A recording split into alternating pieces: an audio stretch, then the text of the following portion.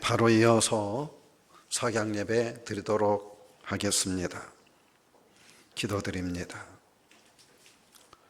우리 중에 누구든지 자기를 위하여 사는 자가 없고 자기를 위하여 죽는 자도 없도다.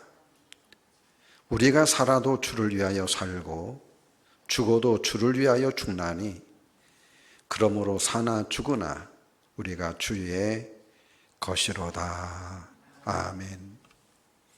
하나님 아버지 은혜를 감사합니다.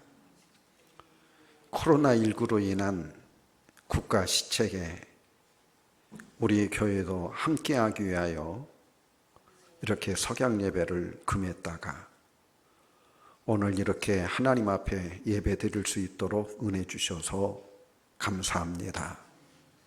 하나님, 세계에서 코로나19가 가장 먼저 근절되어지는 대한민국이 되게 하옵소서. 오늘까지도 우리 교회를 지켜주시고 성도들을 보호하신 하나님, 이 코로나19 전국 가운데도 우리 교회에 놀라운 은혜를 주셔서 우리 성도들이 평안하게 생활하게 하시고 우리 교회에도 무한한 은혜와 축복을 허락해 주시옵소서. 오늘 회복된 석양 예배 위에도 하나님이 은혜 주셔서 저희들 은혜와 감격이 넘치는 그런 예배를 드릴 수 있도록 은혜 주옵소서. 예수님 이름으로 기도 올리옵나이다. 아멘. 우리 430장을 찬송합니다.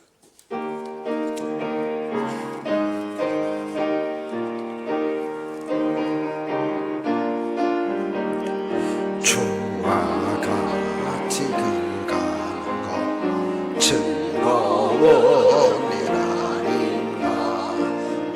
우리 주님 걸어가신 발자취를 밟겠네.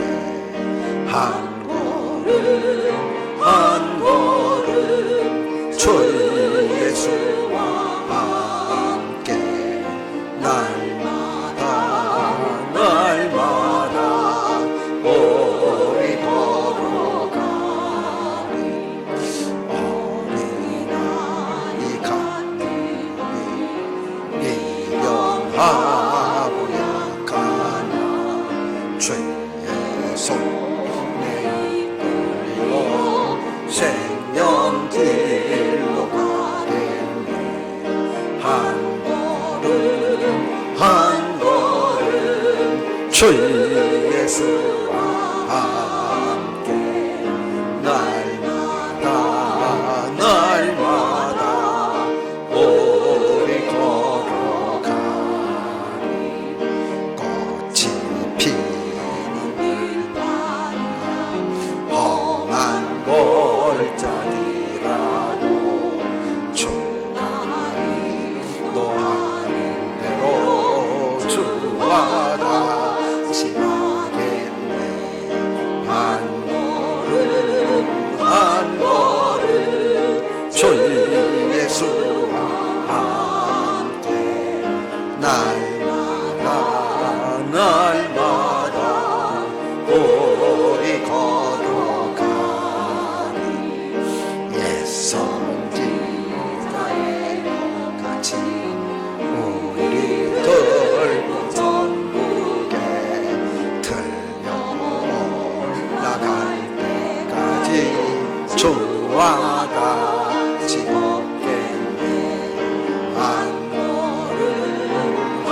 걸음 주 예수와 함께 날마다 우리 걸어가리.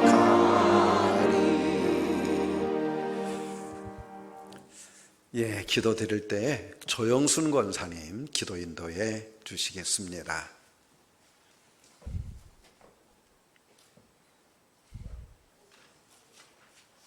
날마다 주님이 저희들과 함께하시며 지켜주시고 위로해 주시는 또한 평안을 주시는 신뢰를 감사드립니다. 아멘. 거룩한 주일, 주님으로서 석양 예배를 드릴 수 있도록 코로나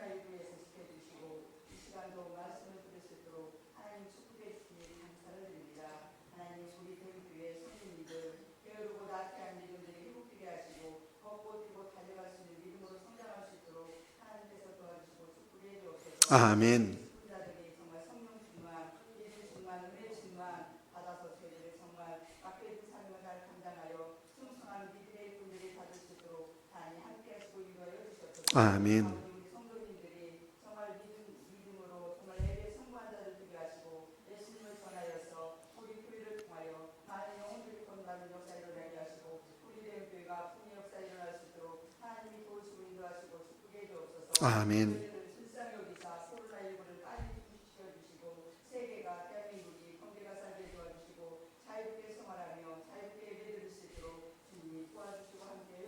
아멘.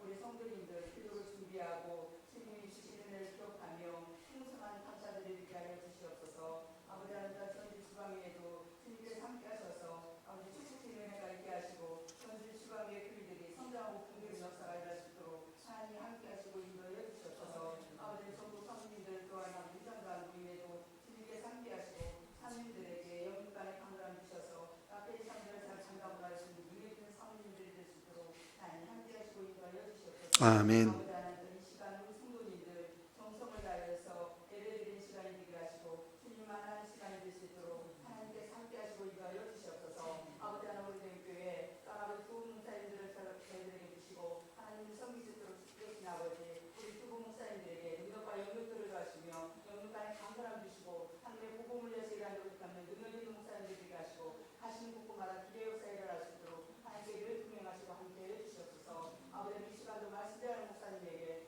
능력과 영역을 다해 주셔서 하나님의 능력의 말씀 선포하게 하시고 그 말씀이 살아서 하시며 그 말씀을 통하여서 우리 대우의 성도들 순종하고 믿음의 성장해서 앞에 자는 충성 헌신할 수 있는 믿음의 예술들이 받을 수 있도록 하나님 축복하시고 인도하여 주시옵소서. 아멘. 시간도 우리 대우의 성도들 믿음으로 아버지 주님 앞에 간구하는 기도마다 하나님의 들으시고 응답하여 주셔서 주님께 감사를 드리게 하시고 믿음으로 승리하는 살아갈 수 있는 삶이 이루어질 수 있도록 하나님 축복하여 주시옵소서. 이 예배에 우리 주님께 후를 영광 받으시기를 원하옵고 예수님의 이름으로 기도합니다. 아멘.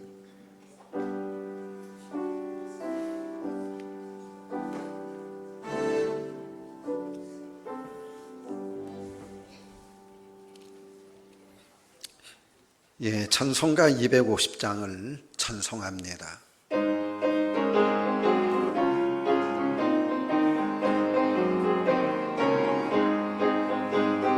고초의 십자가 보혈로 죄 씻음 받기를 원하네.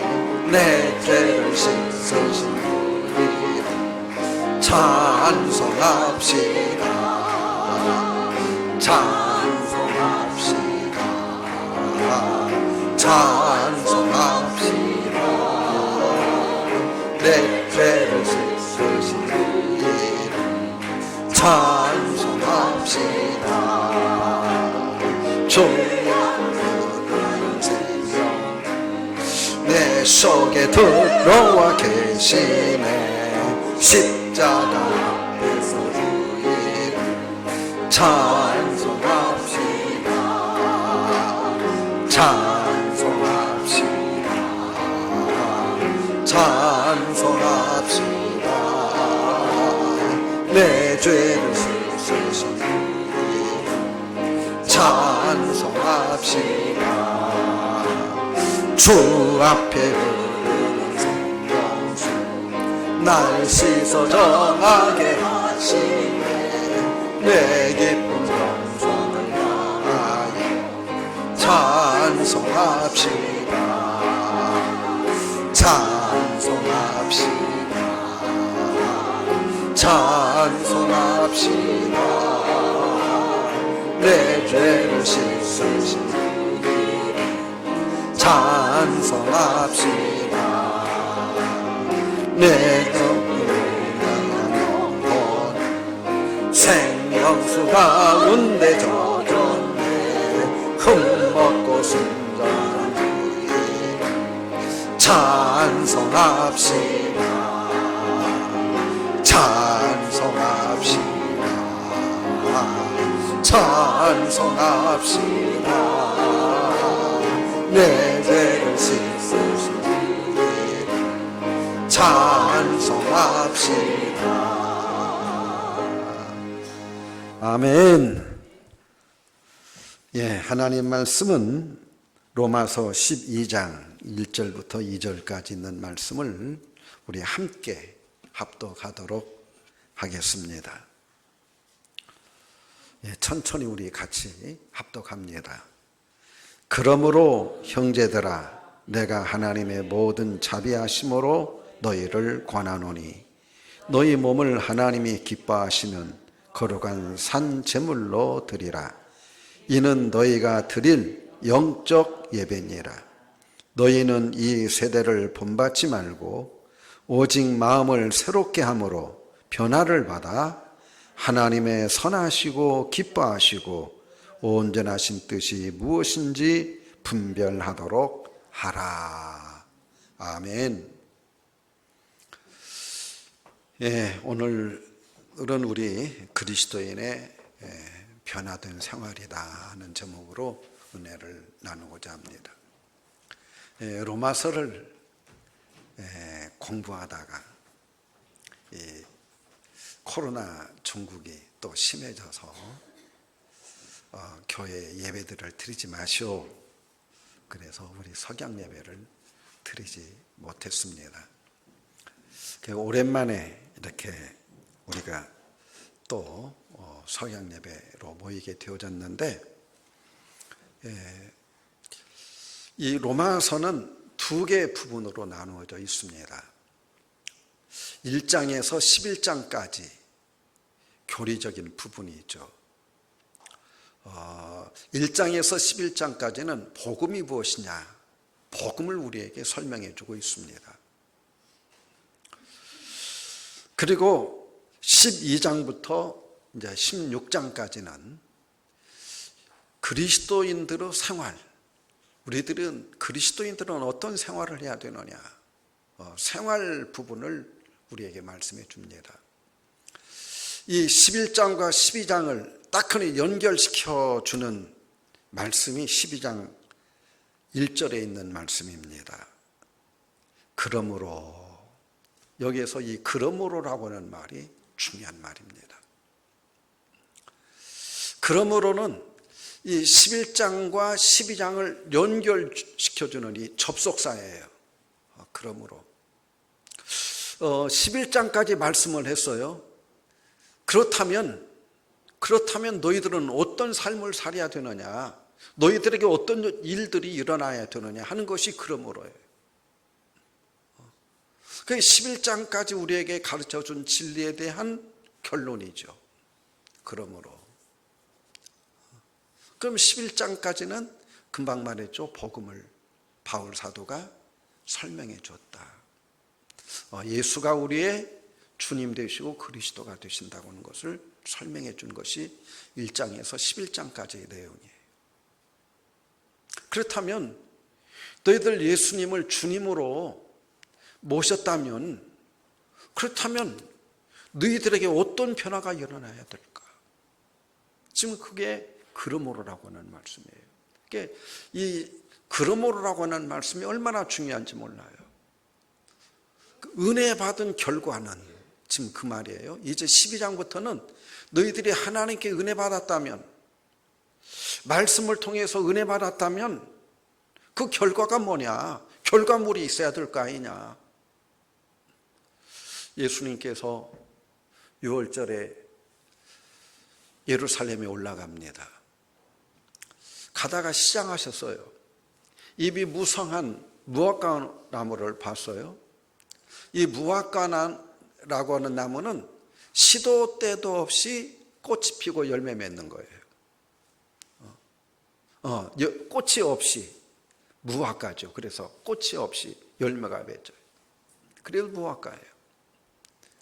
그래, 무화과가 잎이 무성하니까 열매가 좀 있겠구나. 갔더니 열매가 하나도 없어요. 그래서 주님이 그 나무를 저주해 버렸죠. 열매 맺지 못하는 나무는 쓸모없다. 여러분, 우리들이 은혜만 받으면 안 돼요. 은혜 받은 성도는 꼭 열매가 있어야 돼요. 왜 예수님이 열매 없는 무화과 나무를 저주하셨을까요? 바로 제자들에게, 그리고 오늘 이 시대에 살아가는 우리들에게 주님이 교훈 주기 위해서예요. 은혜 받았으면 꼭 열매를 맺어야 된다. 은혜의 열매는 맺어야 된다. 그래서 이 바울 사도의 모든 서신들의 특징이 있어요. 과거에 그 성서학자들이 오늘날처럼 이렇게 정경이라고 하는 말은 하나님의 말씀으로 딱하니 이렇게 구분되어진 것이죠. 선택되어져서 성경 66권이 되어지기 전에 성경이라고 일컬어지는 이 단편으로 된 성경들이 너무너무 많이 있었어요. 그것들을 다 갖다가 이제 편집을 하는 거예요. 편집을 할 때 정경, 하나님의 말씀이냐 아니냐를 판가름하는 몇 가지 그런 기준들이 있었어요. 그 중에 하나가 사도들의 저서냐 아니냐. 사도들이라고 하면 예수님의 12 제자와 그리고는 바울이죠. 그러니까 그 중에 하나가 이제 바울의 저서예요. 후대에 바울이라고는 이름으로 나온 위서들, 그것들을 위서들이라고 그러죠. 가짜 이름을 빙자한 것들이 엄청나게 많았어요. 그 학자들이, 성서학자들이 이게 바울의 진짜 저서냐 아니냐 하는 것을 판가름할 때의 기준 중에 하나가 바로 이거예요. 그러므로 바울이 쓴 편지에는 꼭 앞에서 하나님이 주시는 은혜에 대해서 말씀해요. 주님의 보혈, 십자가, 주님의 우리를 참 하늘의 신령한 복, 이런 은혜에 대한 것들을 말하고, 그리고는 생활에 반절 넘어가면은 그리스도인들이 이 은혜를 받은 우리는 그럼 어떻게 살아가야 되느냐? 생활편을 꼭 말씀을 해요. 성경 모든 게 다 그렇게 나눠져 있어요. 그래서 이게 바울의 편지냐 아니냐를 구분하는 아주 중요한 게 바로 이것이었어요. 또 바울의 문법이나 바울의 어투나 여러 가지가 있지만 그 중에 하나가, 오늘 로마서에도 12장 1절에 그러므로가 나와요. 그러므로라고 하는 말은 너희들이 하나님의 은혜를 받았으니, 주님의 놀라운 은혜를 받았으니. 그러면 너희들의 생활이, 삶이 어떻게 변화되어야 되느냐? 우리들이 예수 믿게 되어지면 3단계로 변화가 와요. 첫 번째로 예수 믿으면 새 생명이 옵니다. 새 생명을 얻어야 돼요. 그 우리 안에 있는 생명이 어떤 생명이에요? 영원한 생명. 누구 생명? 예수 생명. 하나님 우리에게 영원한 생명을 주셔요. 그래서 이것을, 영원한 생명을 줄여서 우리들이 뭐라고 불러요? 영생. 이 영생이라고 하는 말은 하늘나라까지도 계속되어지는 생명이에요. 우리들이 영생이 있기 때문에 하늘나라 어떻게 갈까 염려할 필요가 없어요. 예수 믿으면 우리에게 자동 티켓을 하나님이 주셨어요. 이게 영생이에요. 하늘나라까지도 프리패스예요. 예수를 주님으로 믿는 자들에게. 그 다음에 두 번째로 변화가 와요. 무슨 변화? 새 성품의 변화. 이걸 베드로전서 1장 4절에서, 베드로후서 1장 4절에서는 신의 성품에 참여한 자 되었다. 누구의 성품? 하나님의 성품, 예수님의 성품. 그래서 우리들이 변화가 오는데, 예수 믿으면 새 생명이 온 다음에 그 다음에 내가 예수님을 닮아가게 되어져요. 예수의 온유가, 예수님의 겸손이, 예수님의 사랑이, 예수님의 마음, 영혼들을 불쌍히 여기는 마음, 이 모든 것들이 바로 예수님의 마음이에요. 너희 안에 이 마음을 품으라. 곧 그리스도 예수의 마음이에요. 여러분, 성령 받지 않은 사람들, 구원받지 않은 사람들에게는 이런 역사들이 일어나질 않아요. 구원받은 사람들에게만 새 성품의 역사가 일어나요. 예수님의 마음을 본받게 되었죠. 그 다음에 또 변화가 일어나죠. 어떤 변화? 새 생활의 변화예요. 새 마음을 가졌으니 우리들 삶이 새롭게 바뀌어지는 거죠. 새 생활. 오늘 본문에 있는 말씀은 새 생활에 관한 말씀이에요. 너희들이 예수님을 주로 받았으니, 그러므로 너희들이 예수님을 주로 받았으니 형제들아, 내가 하나님의 모든 자비하심으로 너희를 권하노니 너희들 이런 변화가 일어나야 된다. 지금 바울 사도가 우리에게 권면하고 있어요. 이것은 특별한 사람에게만 일어나는 게 아니에요. 모든 그리스도인들, 성령 받은 그리스도인들, 예수님을 구세주로 영접한 사람들 안에는 이 변화들이 다 일어나야 돼요. 여러분들 안에도 일어나야 되고 내 안에도 일어나야 돼요. 그래서 오늘 이 시간은 짧은 시간이지만 이 바울 사도가 우리 안에 그리스도인들은 적어도 이런 변화가 일어나야 된다. 그래서 제가 간단히 몇 가지를 요약을 해서 이 성경이 말씀하고 있는 것을 여러분들에게 가르쳐 드리려고 그래요. 첫 번째로 어떤 변화가 일어나야 되느냐. 1절에 있는 말씀 다시 한번 우리 읽어봅니다. 그러므로 형제들아, 내가 하나님의 모든 자비하심으로 너희를 권하노니 너희 몸을 하나님이 기뻐하시는 거룩한 산 제물로 드리라. 이는 너희가 드릴 영적 예배니라. 여러분, 예수 믿고 구원받은 사람 안에는 내가 구원받은 증거가 무엇입니까? 내가 하나님 자녀된 증거가 무엇입니까? 라고 묻는다면 우리들이 자신 있게 얘기할 수 있어야 돼요. 그 첫 번째가 뭐예요? 무슨 변화가 일어나야 돼요? 예? 1절이 뭘 가르쳐 주고 있어요? 예?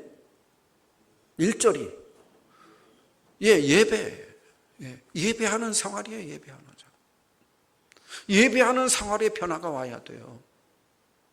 지금 하나님이 우리에게 가르쳐 주잖아요. 여러분, 사람의 말은 소용없어요. 하나님이 성경을 통해서 우리에게 뭘 말씀해 주고 있느냐, 우리들이 그걸 듣는 거예요. 여러분들이 목사님을 통해서 듣기 원하는 게 뭐예요? 철학강론? 사상광자? 오늘날 이 시대에 무슨 세상 돌아가는 그런 이야기들? 아니에요.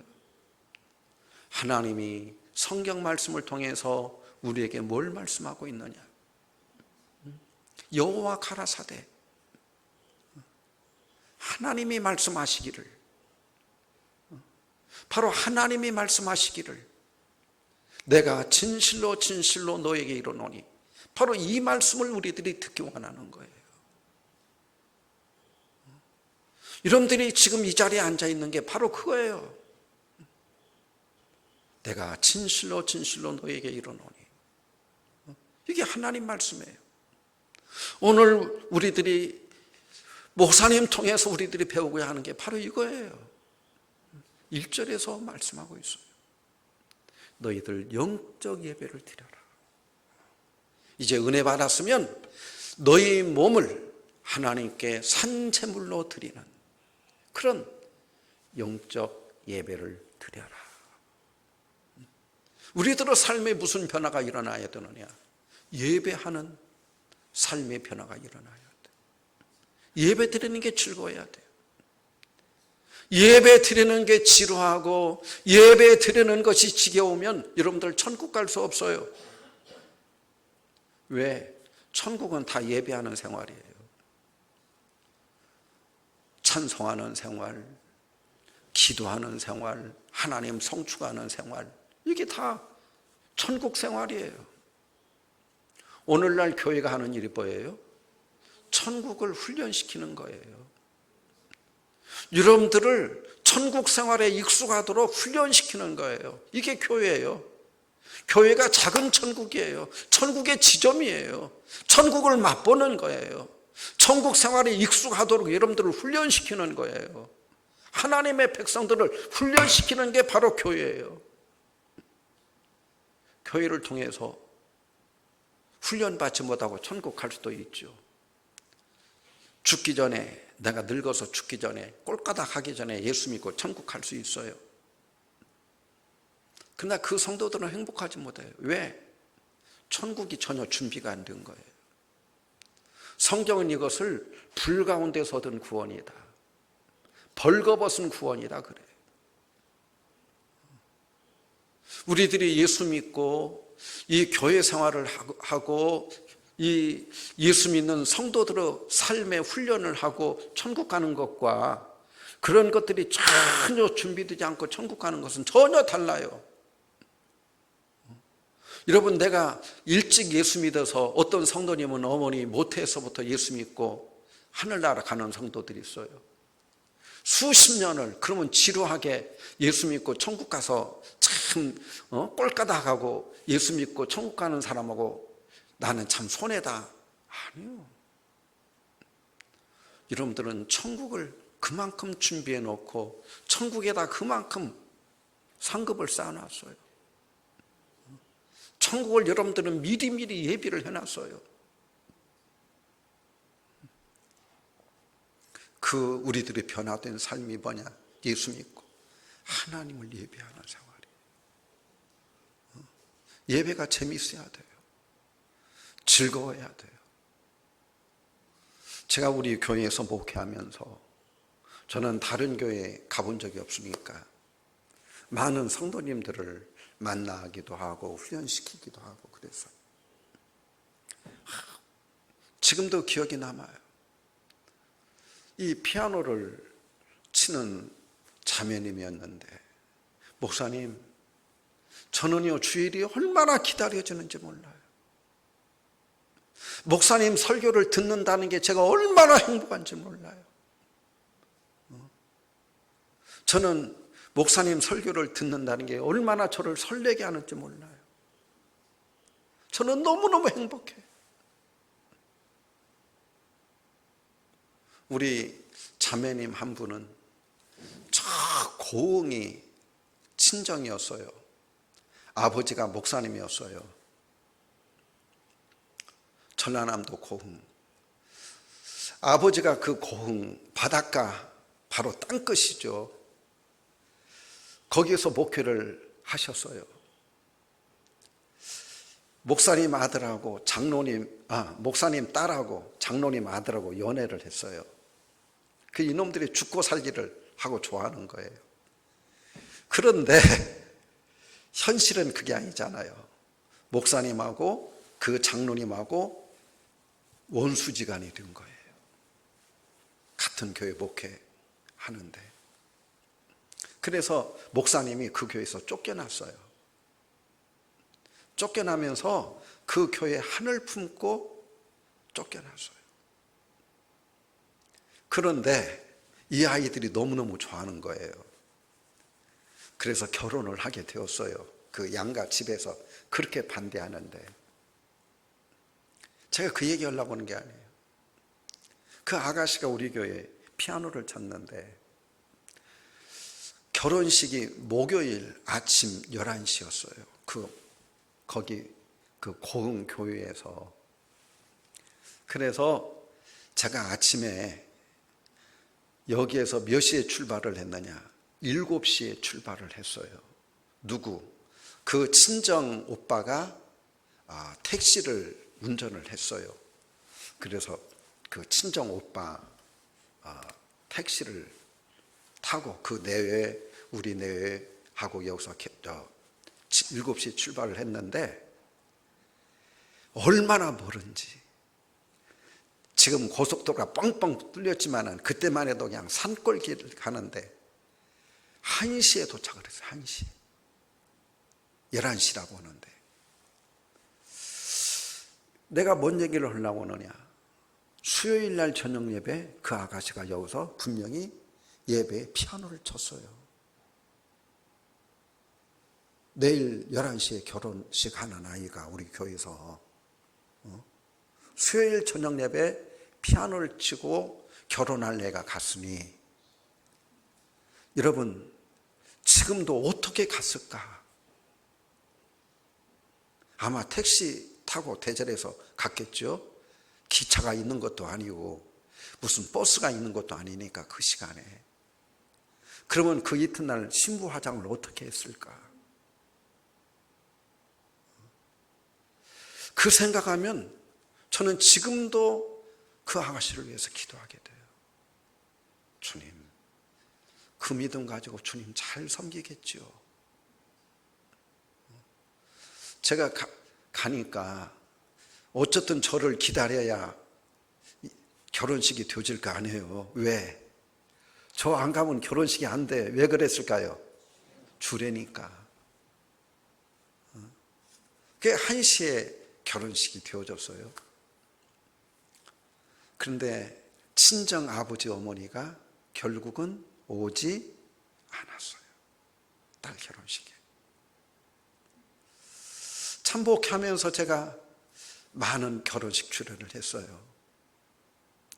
참 가슴 아픈 그런 결혼식을 주례를 제가 몇 건 했어요. 아마 잘 살 거예요. 예배라고 하는 게 그렇게 중요한 거예요. 주님이 오늘 우리에게 말씀했죠. 어떤 제물을 드려라? 네 몸을 하나님께 산 제물로 드리는 예배 드려라. 여러분, 소나 양 잡아서 제물 드리라는 게 아니에요. 예수님이 나를 위해서 죽어주셨으니까 예수님이 나를 위한 제물이 되어주셨잖아요. 이제 우리들이 예수님 예배한다면 네 자신이 제물이 되어라. 제물이 되려면 어떻게 해야 해요? 첫 번째가 죽어야 돼요. 그리고 태워져야 돼요. 하나님이 태워진 냄새를 맡아요. 그게 제물이 하는 일이에요. 예배에 이러쿵저러쿵 하는 것은 예배 드리지 않은 거예요. 예배는 나를 위한 게 아니에요. 하나님을 기쁘게 하는 거예요. 예수님이 너의 주님이시라면 너 예배 드려라.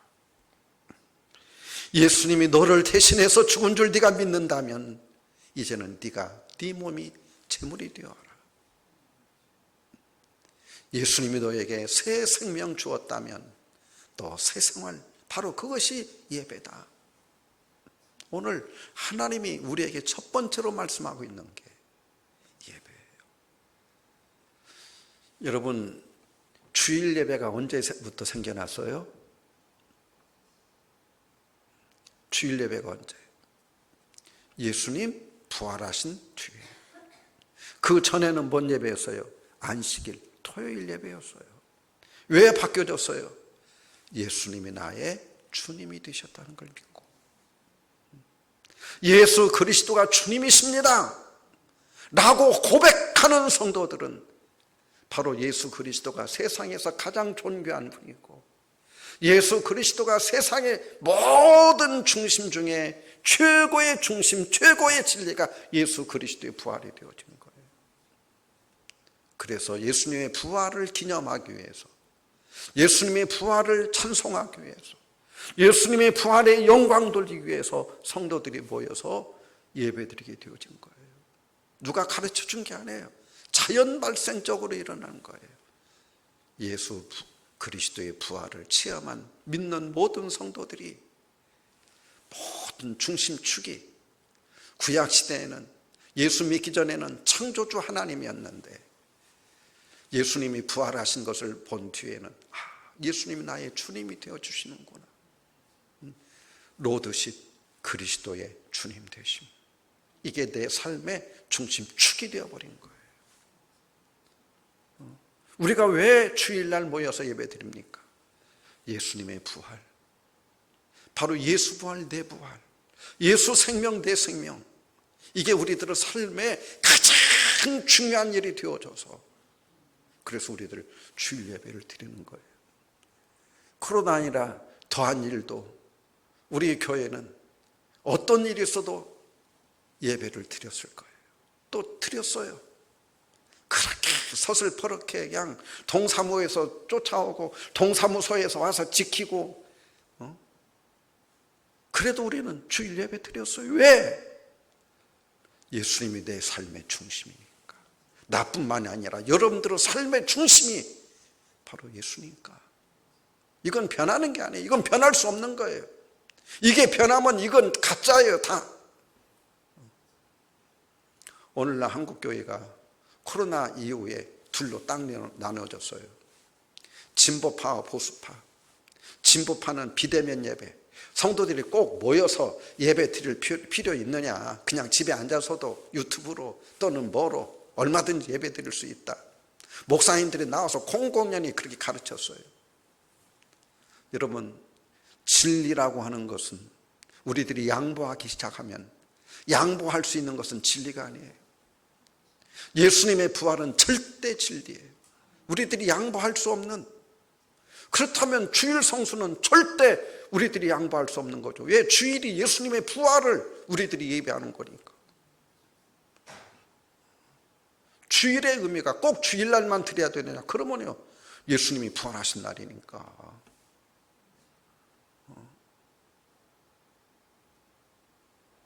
양보하기 시작한다면, 양보할 수 있는 거라면 그건 진리가 아니에요. 그게 어떤 분이 그런 글을 썼더라고요. 뭐는 사람들도 지키기 위해서 하는데 목사님이라고 하는 사람들이 어떻게 성도들에게 예배드리러 오지 마시오 그렇게 얘기할 수 있느냐. 그러면서 예수 부활을 진리라고 말할 수 있겠느냐. 나도 그건 거기에 찬동해요. 어떻게 목사가 돼가지고 예배 드리러 오지 마시오 그럴 수가 있습니까? 그러려면 목사직 내놔야죠. 내놔야죠. 우리 성도들도 마찬가지예요. 예수는 절대 진리예요. 바꿀 수 없는 거예요. 양보할 수 없는 거예요. 두 번째로 충성하는 생활입니다. 여기 3절로부터 있는 말씀을 한번 같이 읽어봅시다. 3절부터 내게 주신 은혜로 말미암아 너희 각 사람에게 말하노니 마땅히 생각할 그 이상의 생각을 품지 말고 오직 하나님께서 각 사람에게 나누어 주신 믿음의 분량대로 지혜롭게 생각하라. 여러분, 내게 주신 은혜로 말미암아. 내게 주신 은혜가 뭐예요? 앞부분이죠. 11장까지. 예수님이 십자가에서 죽으시고, 예수님이 피 흘려 죽으시고, 예수님이 부활하시고, 예수님이 성령 안에서 우리를 불러주시고, 이런 모든 주신 은혜들 다 그런 은혜를 너에게 주셨으니 우리들 방종해서 생각하지 못할 그 이상의 생각 품지 말고 믿음의 분량대로 믿음 안에서 우리들 생각하라. 그럼 뭘 생각해야 되느냐? 4절부터 나오죠. 우리가 한 몸에 많은 지체를 가졌으나 모든 지체가 가는 기능을 가진 것이 아니니 이와 같이 우리 많은 사람이 그리스도 안에서 한 몸이 되어 서로 지체가 되었느니라. 4절 5절이 무엇에 관한 말씀이에요? 교회에 관한 말씀. 우리 모두 은혜 받은 우리를 하나님이 불러서 교회를 세워주시고 우리 교회의 한 지체들이 되었다. 우리들이 한 사람 한 사람 모두 다 다른 지체들이에요. 오늘 교회 점심 얼마나 맛있게 우리 권사님이 해주셨는지, 그 국, 된장국, 어떻게 제 입맛에 그냥 딱 맞는지, 음식 하나하나가 정성이 들어가 있으니까. 여러분, 이게 다 우리들이 믿음으로 하는 재능을 따라 하나님 우리에게 주신 재능들이에요. 또 오늘 교회를 보세요. 여러분, 교회가 얼마나 반질반질합니까? 우리 권사님들이 얼마나 쓸고 닦는지. 우리 교회를 방문하시는 모든 목사님들이 탐복을 해요. 목사님 교회는 어떻게 관리하간데 그렇게 옛날 처음 예배당 지을 때나 지금이나 똑같이 그렇게 깨끗하고 눈기나고 반짝거립니까? 저절로 되어지는 일은 있다 없다? 없어요. 여러분들이 재능 따라서 이렇게 봉사해 주시니까. 우리 교회에 들어오는데 허가 막교에서 그 천장에 붙어 있는 모든 것들을 떼어놓고 그랬었어요. 목사님 마음속에 저 무거운 것들을 어떻게 들마시고 저걸 어떻게 다 연결을 하고 다시 회복을 시켜 놓을까. 세상에 우리 장로님들이 딱하니 나서서 해주시니까 은사들을 주셔서 뭐 그냥 철근 이렇게 막 땜질하는 것도 잘하시고 그냥 연결하는 것도 잘하시고 모든 것들을 얼마나 예수님이 옛날에 목수였거든요. 예수님의 후예답게 얼마나들 잘하시는지 안전하게 다 그냥 회복시켜놔서 똑같잖아요. 여러분 우리가 사람들 불러서 맡겨서 일할 수도 있겠죠. 그럼 몇백만 원씩 줘야 되잖아요.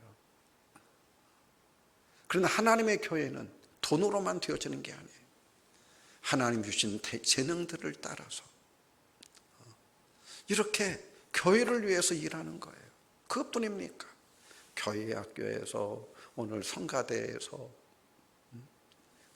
모든 게 우리들 은사 따라서 우리 교회 유튜버 또 우리 조자매님이 정성스럽게 우리 목사님 설명해 주더라고요. 목사님 이게 여기서 사진 찍는다고 해서 되는 게 아닙니다. 이거 집에 가져가서 다 편집해야 되고 뺄 건 빼야 되고 새로 다 하는데 많은 시간이 걸리는데 선생님이니까 얼마나 바쁩니까? 그런 시간에 이것들을 쪼개가지고 그걸 예쁘게 해서 딱하니 올려놓습니다. 우리 목사님이 또 잘 설명을 해줘요. 그렇구나. 은사 따라서. 오늘 본문에 있는 말씀이 그거예요. 6절에 보면 우리에게 주신 은혜대로 받은 은사가 각각 다르니 혹이 연임은 믿음의 분수대로 섬기는 일이면 섬기는 일로 가르치는 자면 가르치는 자로 위로하는 자는 위로하는 일로 구제하는 자는 성실함으로 다스리는 자는 긍휼을 베푸는 자는 즐거움으로 하나님 우리에게 주신 은사들을 따라서 우리들이 교회를 봉사해 나가는 거예요. 그래서 다 우리들이 제각기 다른 이런 지체들이 되어서 한 몸을 이루는 것처럼 다 손이 아니잖아요. 다 발이 아니잖아요. 말하기 좋아한다고 해서 우리 몸이 다 입이 아니잖아요. 이와 같이 우리들이 제각기 다른 은사들을 따라서 바로 교회에 봉사해야 된다. 이것이 주님이 말씀하고 있는 우리들이 은혜 받은 자들의 생활이에요. 충성, 무엇을 위한 충성? 교회를 위한 충성. 교회가 뭐예요? 마태복음 16장에 보면 주님이 빌립보에서 말씀했죠. 내가 내 교회를 세우리니. 교회는 누구의 교회? 예수님의 교회예요. 또 골로새서나 모든 곳에서 내가 누구의 일꾼? 교회의 일꾼, 그리스도의 일꾼. 여러분들은 주님의 일꾼이에요. 주님의 일꾼. 김 목사님의 일꾼이 아니에요. 제가 우리 교회에서 수십 년 목회를 하면서 개인적으로 우리 성도님들 누구에게도 제 개인적인 일을 부탁한 적이 없어요. 하다못해 작은 심부름이라도 시킨 적이 없어요. 내 개인적인 일. 내 구두 한번 닦아주시오. 내 옷 한번 대림질해 주시오. 내가 얘기한 적이 없어요. 성의는 제가 있는 목사 가운은 우리 권사님들이 주기적으로 세탁을 하고 해서 준비해놔요. 왜? 그건 주님의 일이니까. 저는 제 개인적인 일을 내 일꾼, 개인적인 일꾼으로 부탁한 적이 없어요. 여러분들은 그리스도의 일꾼이에요. 교회의 일꾼이에요. 교회의 일꾼이에요. 교회의 일꾼. 여러분, 이게 우리들이 철저해야 돼요. 여러분들이 교회를 위해서 일하면 누구의 상을 받아요? 주인 되신 주님의 상을 받는 거예요. 목사님에게 상 받고 목사님에게 인정받으려고 하지 마세요. 믿음 약한 성도들이 시험 받는 일 중에 하나가 이 교회를 사람의 교회로 생각을 해요. 그리고 사람의 인정을 받으려고 그래요. 목사님의 인정을 받는다든지 장로님의 인정을 받는다. 아니요. 교회는 철저하게 그리스도에게 순종해야 되고, 주님 앞에 섰을 때 착하고 충성된 종아, 너 수고했다. 내가 너에게 상급 주마. 우리 주님의 상을 기대하며 사는 여러분들이 여기 주의 이름으로 축원합니다. 이게 성도의 소망이에요. 성도의 소망이에요. 여러분들이 충성이 많으면 기대가 커요. 소망이 커요. 누구의 소망? 하늘나라의 소망. 주님 앞에 서는 날의 소망. 그날 여러분들이 상 주실 거예요. 그 소망이 커야 돼요. 기대가 커야 돼요. 나의 모든 소망과 나의 간절한 기대가 있는데, 바울 사도는 나는 간절한 기대와 소망이 있다고 그랬어요. 그게 뭐예요? 내가 그리스도를 위해서 죽기까지 충성했으니 주님 앞에 서는 날 주님이 나에게 상 주실 것을 기대합니다. 이게 여러분들의 소망이고 여러분들의 기대인 것처럼 저에게도 똑같은 기대와 소망이 있어요. 주님 앞에 서는 날, 주님 앞에 서는 날. 세 번째로 우리들이 예수 믿고 변화된 삶이 열매들이 따라야 돼요. 그게 뭐냐면 사랑하는 생활이에요. 로마서 13장 8절로부터 10절 한번 갑시다. 같이 읽읍시다. 시작. 피차 사랑의 빛 외에는 아무에게든지 아무 빚도 지지 말라.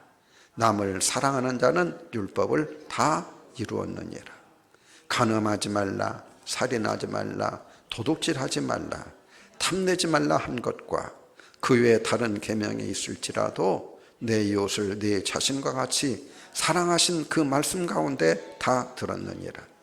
사랑은 이웃에게 악을 행하지 아니하나니 그러므로 사랑은 율법의 완성이니라. 여러분, 사랑이 뭐라고 그랬어요? 율법의 완성이다. 그러면 우리들이 율법이 뭐냐? 율법이 뭐예요? 율법. 사람이 지켜야 될 최저한의 법.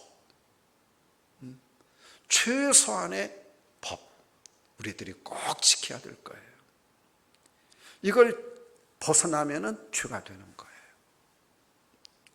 그래서 율법을 설명하는데 구약 성경이 우리에게 가르쳐 주는 게 있어요. 율법이 뭐냐? 눈은 눈으로, 이는 이로. 나에게 손해를 끼친 만큼만 갚으라. 이게 율법이에요. 그런데 사람들은 어떻습니까? 내가 뺨 한 대를 맞았어요. 그 다음에 돌려줄 때는 한 대를 때릴까요? 두 대를 때릴까요? 두 대 때리려고 그래요. 이건 율법이 아니에요. 이웃이 내 눈 하나 뺐으면 너도 꼭 하나만 빼라는 거예요. 이게 율법이에요. 사람이 적어도 이웃에게 피해 주지 말아라. 그게 율법이에요. 피해 주지 말아라. 율법이 다다는 게 아니에요. 인간이 지켜야 될 최소한의 도리예요. 최소한의 도리. 근데 이게 구약의 율법이거든요. 근데 주님이 지금 얘기하는 건 사랑이에요. 사랑은 뭐냐? 그 위에 있는 모든 것들을 사랑이라고 그래요. 율법 위에 모든 것들. 내가 두 대 때리는 것이 아니라 안 때리는 거. 두 대 맞았으면 한 대 때리는 거. 그게 사랑이에요. 세 대 맞았으면 한 대 때리는 거. 그게 사랑이에요.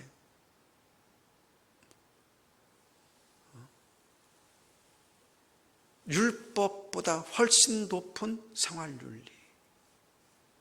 이걸 지금 주님이 말씀하고 있는 거예요. 오리를 가자고 하는 자에게 십리를 가주고, 네 겉옷을 달라고 하는 자에게 속옷도 주고, 꾸고자 하는 자에게 거절하지 말고, 내 이웃이 배고파하고 있는데 너 가서 먹으라 하면 그게 그에게 무엇이 되겠느냐. 주님께서 우리에게 말씀하고 있는 사랑, 이 사랑이 율법의 완성이라는 거예요. 주님이 우리에게 주신 사랑이 뭐예요? 십자가죠. 우리는 주님의 은혜를 받을 자격이 하나도 없어요. 우리는 다 본질상 죄인들이었고 진노의 자녀였고 지옥 갈 자들이에요. 하나님께 버림받은 자들이에요. 하나님 은혜 받을 수 있는 사람이 하나도 없어요, 이 세상에는. 그런 죄인들을 위해서, 소망이 없는 죄인들을 위해서 예수님이 십자가에서 대신 죽어주셨어요. 그리고 피 흘려주셨어요. 속죄의 제물이 되어주셨어요. 이런 우리들, 하나님 앞에 나갈 수 없는 우리들을 하나님의 성령을 보내주셔서 하나님 앞에 나가게 하고, 하나님이 먼저 사랑을 우리에게 베풀어 주시고, 하나님이 우리에게 먼저 은혜를 주시고, 이게 다 하나님의 사랑이에요. 그래서 네가 구원받았다면, 하나님의 자녀 되었다면 이 사랑을 베풀어 주어라. 이 세상 모두가 너에게 손해를 끼쳤다고, 너를 가슴 아프게 했다고, 너에게 어려움 주었다고, 그렇게 해서 우리들이 세상을 대적하고 세상과 담쌓고 세상을 미워하고 세상을 저주하고 그런 것이 아니라 그 모두를 다 사랑해야 된다. 감싸고 용서하고. 그래서 사랑의 빛 위에는 사랑의 빛을 자꾸 나누어 줘라. 사랑의 빛을 나누어 주면서 살아라. 우리들이 세상에서 다른 빚지면 안 되는데 사랑의 빛은 자꾸 나누어 주어라. 사랑하는 자는 남을, 사랑하는 자는 율법을 다 이루었느니라. 율법의 완성이 사랑이라는 말이 8절에도 그리고는 10절에도 똑같은 말씀이 계속 나와요.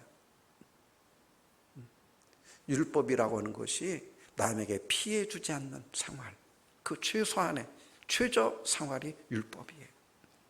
근데 사랑은 그 이유, 그 위로 능가하는 모든 것들이 다 사랑이에요. 사랑은 한도 끝도 없는 거예요. 여러분, 그리스도인들은 그래서 우리들이 세상에서 손해보면서 살아요. 그런데 그게 끝이 아니에요. 누가 갚아줘요? 하나님이 갚아줘요. 너희 원수가 목마르거든 먹이고, 너희 원수를 축복하고 저주하지 말고, 너희 원수를 용서하고 그래라. 그러면 누가 상을 주리라? 갚아주리라? 하나님이. 이게 사랑이에요. 이 사랑이 힘든 거예요. 그런데 뭘 믿으면, 예수님이 나를 위해서 죽어주신 것을 믿으면 용서할 수가 있게 돼요. 사랑이에요. 네 번째로, 예수 믿고 구원받은 성도들은 또 변화가 일어나야 돼요. 로마서 15장 17절부터 21절까지 한번 갑니다. 같이 읽어봅니다. 그러므로 내가 그리스도 예수 안에서 하나님의 일에 대하여 자랑하는 것이 있거니와. 바울 사도가 자랑을 잘 하지 않아요. 그런데 오늘 17절에서 내가 이것만은 내가 자랑할 수 있겠다. 이것만은 내가 자랑할 수 있겠다. 여러분, 여러분들에게 숙제를 내가 하나 질문하죠. 숙제가 아니라. 바울 사도의 인생은 뭐 하는 인생이었어요? 그가 한 일 중에 그 인생 대부분을 불태운 일이 복음 전하는 일, 선교하는 일이었죠. 선교사로서의 삶. 그러면 바울이 지금 내가 자랑할 것이 있다. 뭘 자랑했겠어요? 지금 얘기하는 게 뭐겠어요? 선교하는 일, 복음 전하는 일이죠. 말할 것도 없이. 내가 지금 자랑할 것이 있다. 그 다음에 18절 시작. 그리스도께서 이방인들을 순종하기 위해서 나를 통하여 역사하신 것 외에는 내가 감히 말하지 아니하노라. 그 일은 말과 행위로 표적과 기서의 능력으로 성령의 능력으로 이루어졌으며.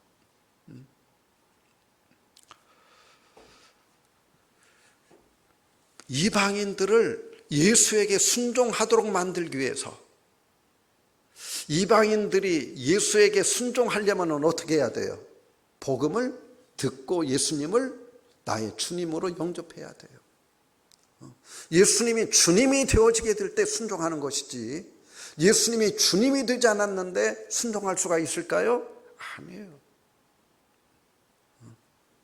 이방인들을 예수님을 주님으로 고백하도록 만들기 위해서 성령께서 나를 불러서 나를 통해서 역사해 주셨는데,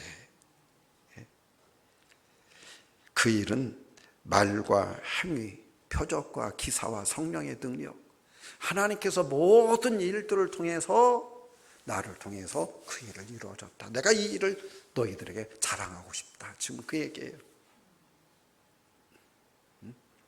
그 다음에 계속 읽습니다. 그리하여 계속 읽습니다. 내가 예루살렘으로부터 두루 행하여 일루리곤까지 그리스도의 복음을 편만하게 전하였노라.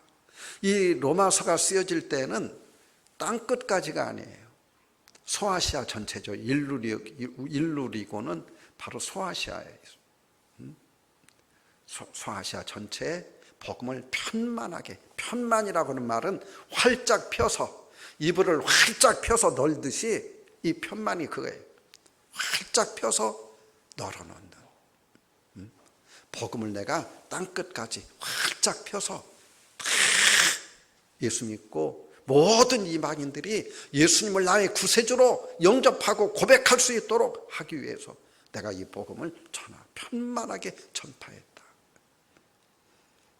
그 다음에 20절 같이 읽습니다. 또 내가 그리스도의 이름을 부르는 곳에는 복음을 전하지 않기를 힘썼노니 이는 남의 터 위에 건축하지 아니하려 함이라.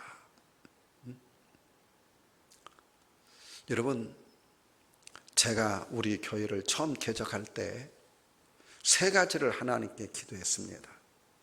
젊은 전도사죠. 그때 군대 다녀와서 26살 때입니다. 25. 첫 번째, 하나님, 나는 예수님의 십자가의 복음만 전하는 그런 교회 세우겠습니다. 두 번째로, 교회 없는 곳에, 그래서 내가 교회를 세우겠습니다. 교회 없는 지역. 세 번째가 가장 복음적인 교단, 바로 침례교단에 속해서, 그래서 복음적인 교회를 세우겠습니다. 이게 제가 하나님 앞에 기도드린 세 가지입니다. 이 젊을 때인데 제가 그것을 하나님께 기도를 드렸어요. 그래서 교회가 없는 지역을 찾아다 보니까 저 팔달로에서 처음 시작을 했는데 이쪽에 덕진교회가 있었어요. 그리고 중간에 교회가 없었어요. 그래서 저희 교회가 시작을 했어요. 거기에서. 우리 누나가 한테 가가지고 돈 30만 원을 제가 빌려왔어요. 누나, 나 장가 가려면 방 한 칸 얻어야 되는데, 왜 우리 누나가 매형이랑 예수를 안 믿었어요. 그러니까 개척, 예수 이해를 못해요. 그래서 가장 접근하기 쉬운 게 동생이니까, 장가 간다고 하니까 나 방 한 칸 어디야 되는데 30만 원만 빌려줘요. 우리 누나가 동생이니까 서심없이 30만 원 빌려주더라고요. 그래서 그 골목 안에 조그마한 홀을 하나 얻었어요. 그게 덕진 침례교회예요. 왜? 근처에 교회가 없으니까. 그래서 이 최신 아파트 옆으로 땅 사고 올 때도 거기에 교회가 없었어요. 그래서 제가 그쪽으로 왔어요. 그 다음에 이쪽으로 올 때도 여기 우리가 10년에 걸쳐서 땅을 샀는데, 우리 교회가 여기가 뭐 산이고 다 여기가 논밭이고 교회가 없었어요. 그래서 우리 교회 이곳으로 왔어요. 그리고 와서 보니까 그 뒤에 옆에 교회도 생기고 옆에 교회도 생기고, 그래서 참 저의 그런 그 하나님 앞에 기도했던 것들이 무색하게 되어졌지만은, 바울 사도의 심정을 저도 똑같이 가지고 있었어요. 그리스도의 이름을 부르는 곳에는 내가 복음을 전하지 않기를 힘썼노니. 그래서 바울은 예루살렘을 떠난 이유가, 예루살렘에는 복음이 많이 있으니까, 복음 없는 곳만 찾아다니다 보니까 선교가 되어지고 세계를 완전히 복음화시킨 거예요. 우리 교회도 똑같은 그런 생각 위에서 만들어진 교회. 제가 교회를 개척했을 때 내 친구가 그런 얘기를 하대요. 김 목사, 전도사죠, 김전사. 자네 참 미련하네. 왜냐하면 교인이 한 분도 없었어요. 저 혼자 예배를 드렸어요. 그 다음에 집사람과 결혼하고 하나님이 우리 교회에 배가 시켜줘서 2사람이 되었어요. 그리고 전도회에서 한 사람 한 사람 모여지기 시작해서, 그래서 우리 교회가 오늘날까지 오게 되어졌어요.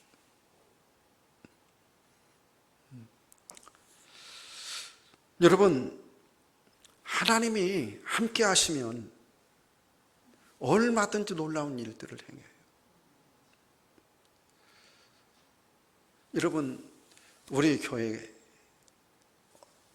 그저께 옛날 우리 교회를 예배당 지었던 오강용 사장이라고 하는 분이 있어요. 그게 수십 년 됐죠. 그분이 뜬금없이 전화가 왔어요. 목사님 지금도 계신가 해서 전화 한번 드렸어요. 제가 오늘 시간이 있어서 이렇게 위로 올라가 보니까 교회 뷰가 얼마나 좋은지, 너무너무 교회가 좋아요. 제가 일세 목사님 찾아뵙고 식사 한번 잘 대접할게요. 그런 전화를 제가 그저께 받았어요. 너무너무, 여러분, 얼마나 좋습니까? 정말 주님의 샬롬, 주님의 평화가 이루어지고 있는 우리 교회잖아요. 그대로.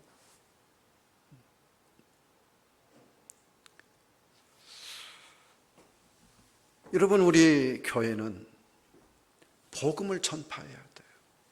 자랑스럽게 예수님이 주님 되신다고는 사실 우리들 자랑스럽게, 로마서의 전반부의 핵심 구절이 뭡니까? 1장 18절. 내가 복음을 부끄러워하지 아니하노니 이 복음은 모든 믿는 자에게 구원을 주시는 하나님의 능력이라. 우리 교회에 이 가장 중요한 게 뭡니까? 복음이에요. 우리 교회에서 제가 물러난다 할지라도 대흥교회는 영원히 복음이 살아있어야 돼요. 예수님이 주님 되셔야 돼요. 주님의 교회. 그리고 예수 그리스도를 증거하고 예수 그리스도를 전파하는 교회. 바울이 우리에게 가르쳐 주는 게 그거예요. 네가 예수님을 주님으로 영접했다면 복음 전해라. 내가 자랑할 거 있다. 내가 편만하게 다른 사람들이 전하는 그거 피해서 내가 복음 전하지 않은 곳에 가서 내가 복음 전했다. 여러분, 예수가 자랑스러워야 됩니다. 예수 믿는 게 자랑스러워야 돼요. 예수님 너무너무 자랑스러워.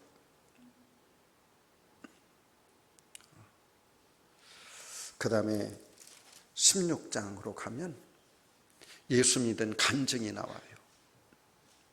예수 믿는 사람들의 간증, 예수님을 주님으로 받은 사람들의 간증. 캥그레아 교회에 내가 우리 교회 일꾼으로 있는 캥그레아 교회의 표별을 내가 천거한다. 그분이 나의 보호자가 되어 주셨다. 보호자가 뭐예요? 지켜주시는 분이죠. 부모님이 보호자잖아요, 대개의 경우는. 또 그 다음에 브리스길라와 아굴라, 나를 위하여 목숨 내놓고 복음에 동참해 줬고 우리의 쓸 모든 것들을 다 채워주셨다 하면서 계속 나오는 게 16장 전체예요. 이렇게 예수 믿으면 사람들이 변화되어야 된다. 이런 변화들이 일어났다. 여러분, 나는 우리 대흥교회가 하나님이 우리 교회에 오셔서 대흥교회 전기를 쓴다면 여러분들 한 분 한 분이 다 16장에 나오는 여러분들의 베베가 되고 여러분들이 브리스가 되고 아홀라가 되고 안도로니곤이 되고 유니아가 되고 여기 나오는 모든 사람들이 되어져서 예수 믿고 변화된 사람들, 예수 믿고 이렇게 우리들이 주님을 위해서 희생하고 헌신한 사람들, 예수님을 나의 주님으로 내가 믿었기 때문에 내 삶이 이렇게 변화되었습니다. 우리 주님 앞에 간증거리 있는 성도들, 이게 참 교회라고 저는 믿습니다. 여러분 모두가 그런 간증거리들이 여러분들 안에 가득 차야 돼요. 예수 믿었다고 해서 우리들이 예수 믿고 세월이 지나면 역사가 되죠. 그래서 사람들은 20년, 30년, 뭐 몇십 년, 뭐 몇 대, 나는 몇 대째 예수 믿는다. 자랑거리죠. 그럼 더 중요한 게 있어요. 내 안에 생생한 이렇게 예수 믿고 변화된 우리 주님 앞에 산 제사가 되어서 하나님 앞에 드려진 성별된 삶에 대한 그런 흔적들, 내 안에 차곡차곡 가득히 쌓여져야 돼요. 여러분, 석류를 보면 석류 딱 그냥 쪼개면 그 안에 빨간 알들과 즙들이 가득 차 있습니다. 이게 나는 우리 그리스도인들의 삶의 모습이라고 생각합니다. 예수 피, 석류 안에 있는 그 빨간 즙, 예수 피, 예수 피가 있는 성도들은 그 알맹이들이 가득 차야 돼요. 주님을 향한 헌신, 주님을 향한 희생, 성별된 생활, 새 성품, 사랑하는 생활, 예배하는 생활, 주님을 위해서 섬기는 충성된 생활, 이런 것들로 가득 차서 그 알맹이들이 탐스럽게 커져가는. 나는 이 석류를 보면 우리 예수 믿는 성도님들의 이 속마음이 그런 것 같아요. 꼭 우리들의 마음을 보는 것 같아요. 사랑하는 성도 여러분, 오늘 바울 사도가 그러므로 시작을 합니다. 우리들이 예수님을 주님으로 네가 받았다면, 네가 예수 믿고 구원받은 하나님의 자녀라면 이런 변화들이, 이런 열매들이 네 안에 일어나야 된다. 이 은혜가 풍성한 여러분들 되어지기를 주의 이름으로 축원합니다. 기도드립니다.